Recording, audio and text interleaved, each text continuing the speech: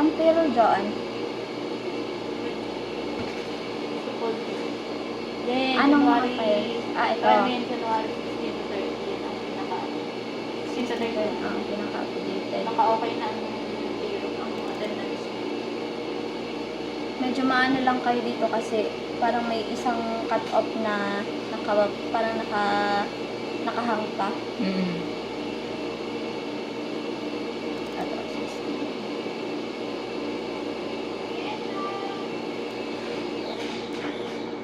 Kailangan ko din pala attendance ng ano. Sabagay, nandito naman, di ba? Oo. Hindi na. Ayun, ang gagawin, di ba, gagawin nyo pong payroll. Ito ang pinaka-updated ko. January 16 to 31. Sinahod siya ng February 15. Aba? Oo, February 15. Ito ang magiging, Sasahudin lang po niya. ito ang magiging sahod niya ngayong February 15. Ito yung pinaka-actual niya. Isa-isahin po natin. Abanes. Open ko lang po yung kanyang attendance kasi ang gagawa natin ng payroll, January 16 to 31. Pupusan ko lang po yung attendance nila nung January 16 to 31. IMI.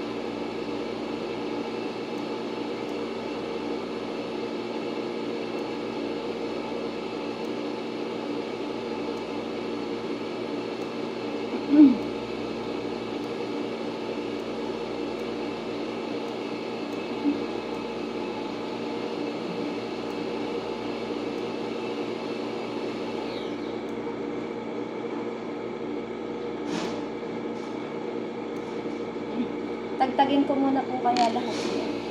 Para input ko na lang. Naka-joa namang files.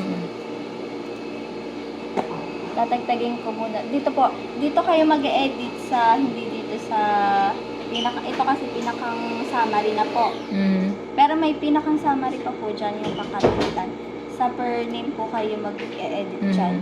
Tatagtagin ko muna po yung,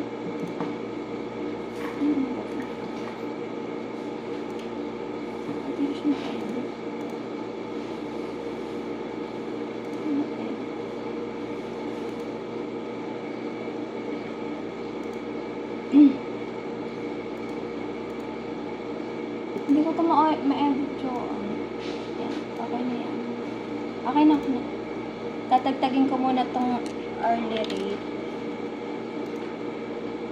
Eto. Tapos itong 14 days. Hindi, ilalagay niyo po muna kung anong cut-off niya. February 15 na sasahudin, January 16 to 31. Then yung daily rate po. Parang weekly po si boss nag-update ng salary.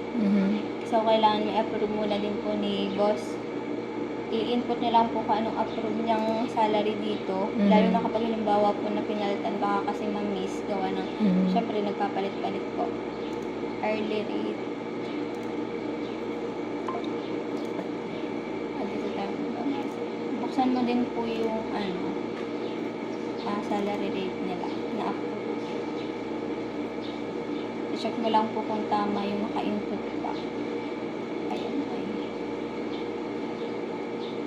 Civil. Abanes, 1-1. So, tama naman po. Medyo nakakalito lang po ito. Hourly rate. Titingnan mo naman po siya sa ilang oras.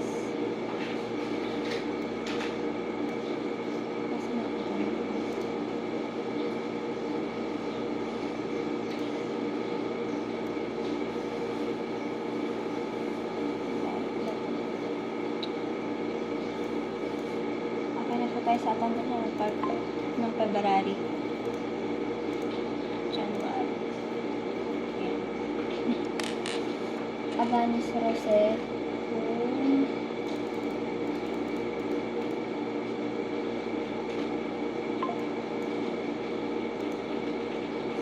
Kung ilang oras po ang naitrabaho niya. Ito mga ilang days na 14. Input nyo lang po yung 14. Dito nyo po siya makikita. Tapos hourly rate, 123 po yung ano, 112. 112. Tama nga. 112. Tapos iba po yung OT. Lalagay niyo yung OT na 11. Dapat ang magiging total niya is 123. So, tama naman po.